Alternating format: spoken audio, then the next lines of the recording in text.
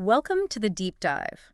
We're here to give you that shortcut to understanding the big ideas shaping our world. Glad to be here. Today, we're jumping into systems theory.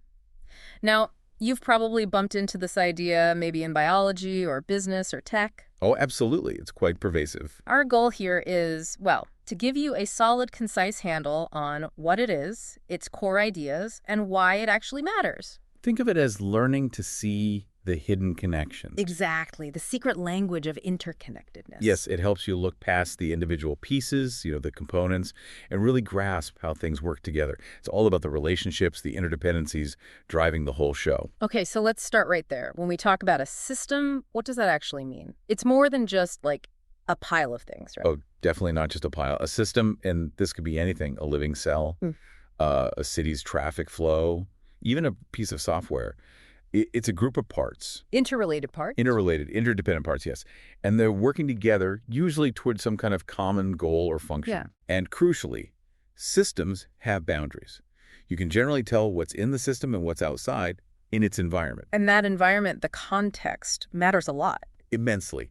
Context shapes how the system behaves, and the system itself is defined by its structure, how the parts are arranged, its function, what it actually does, and the role each part plays in that. And these systems aren't isolated, are they? They interact. Constantly. They're always relating to and influencing other systems. Which brings us to that phrase you hear a lot.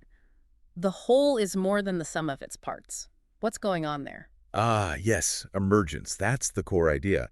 When all those components interact within the system, they can produce completely new properties, behaviors you just wouldn't see if you only looked at the parts separately. Can you give an example? Well, think about consciousness in the brain. Individual neurons don't possess consciousness, but the complex interactions between billions of them give rise to it. Or a flock of birds moving as one. The flock example is great. No single bird is the leader, but the pattern emerges from simple rules followed by each bird. Exactly that.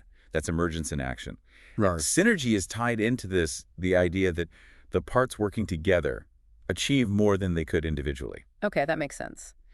And following that flock image, if something disrupts one part, maybe a sudden gust of wind or, well, a predator. The whole system reacts. Yeah. Precisely. A change in one component can send ripples, cascade effects, throughout the entire system. Can we predict those ripples? Sometimes, yes. Huh. Especially in systems we understand reasonably well.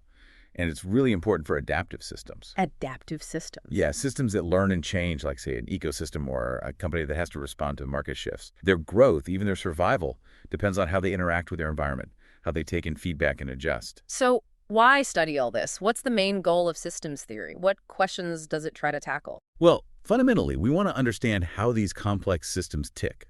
What are their dynamics? What are the constraints, the rules they operate under? What conditions do they need? How do the relationships between the parts lead to the overall behavior? So it's about modeling. Modeling is a huge part of it, yes. Trying to capture those dynamics. And ultimately, the hope is to find universal principles that apply across many different types of systems. Universal principles, like laws. Sort of like guiding principles. How do different systems manage to reach similar outcomes, even if they take different paths? It's also equifinality. We also look at the difference between, say, dynamic systems, things constantly changing, active and static systems, which are more fixed, passive. Like a file sitting on your hard drive versus the program actually running. That's a decent analogy, yes. The file is static, the running program is dynamic, it's interacting, using resources, changing state. Got it. This is building a really clear picture. Now, let's talk history. Where did this way of thinking come from? Was it one person, one big aha moment? It's more of an evolution, really. You can find precursors, people thinking about wholes and parts going way back. Thinkers like Dolbach, Comte, even Marx in some ways. Okay. But let's call it the formal development, really coalesced in the mid-20th century. A key catalyst was the series of Macy conferences. Macy conferences. Yeah, starting in 1946, they brought together mathematicians, engineers, anthropologists, psychologists, all sorts of people. They were looking for common ground, especially around ideas of communication and control. And cybernetics came out of that. Exactly. Norbert Wiener's book, Cybernetics, in 1948 was huge. It laid out the mathematics of feedback loops, control systems relevant to machines and living things. At almost the same time, a biologist, Ludwig von Bertalanffy, was developing his ideas about general system theory. Von Bertalanffy, he seems to pop up a lot. What was his main contribution? His big push was against pure reductionism in biology. He felt that just breaking organisms down into smaller and smaller bits molecules, cells, missed something crucial. The whole picture. The whole picture, the organization, the interactions. He argued for a holistic view, seeing the organism as an integrated system. He wanted to find general principles that applied not just to biology, but potentially across all sciences. So he was looking for those universal principles you mentioned. Yes, his ideas developed over time. But his book, General System Theory, came out in '68. He was really proposing a new way to do science for complex things. Were there others involved in those early days? You mentioned Wiener. Oh, absolutely. You had Talcott Parsons applying it to sociology in the early '50s. Then, critically, the Society for the Advancement of General Systems Theory was founded in 1954. Who's involved in that? Key figures were von Bertalanffy himself, Anatole Rappaport, Ralph Gerard, Kenneth Boulding, Yeah. a real interdisciplinary group.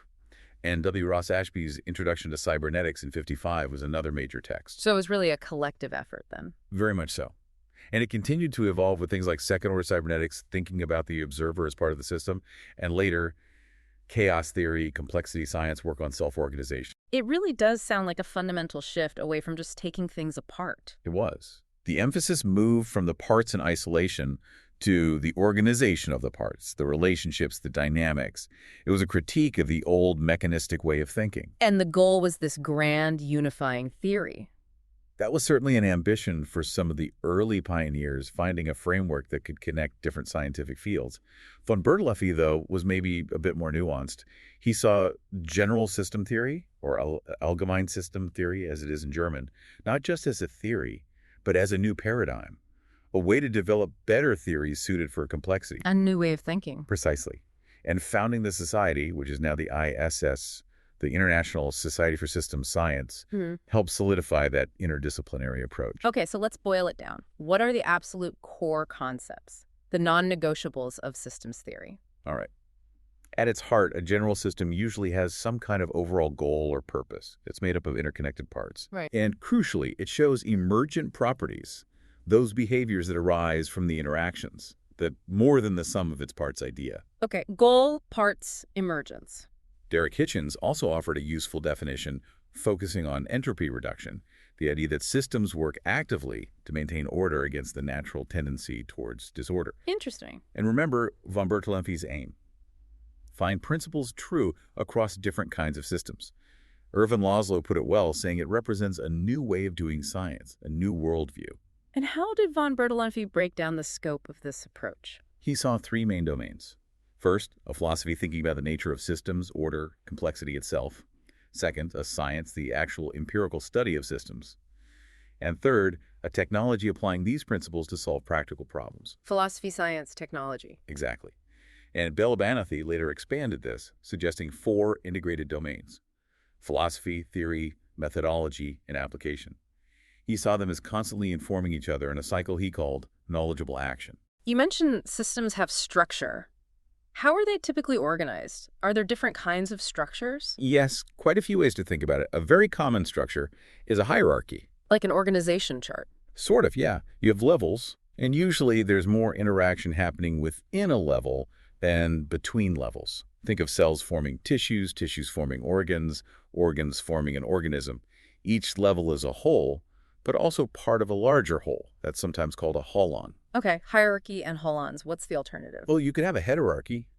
That's more like a network where things interact more freely across the board without that strict layering. Think of perhaps a group of friends collaborating on a project. Less top-down. Exactly. And the way parts interact also matters. We talk about coupling. How tightly linked are the parts? How often do they influence each other?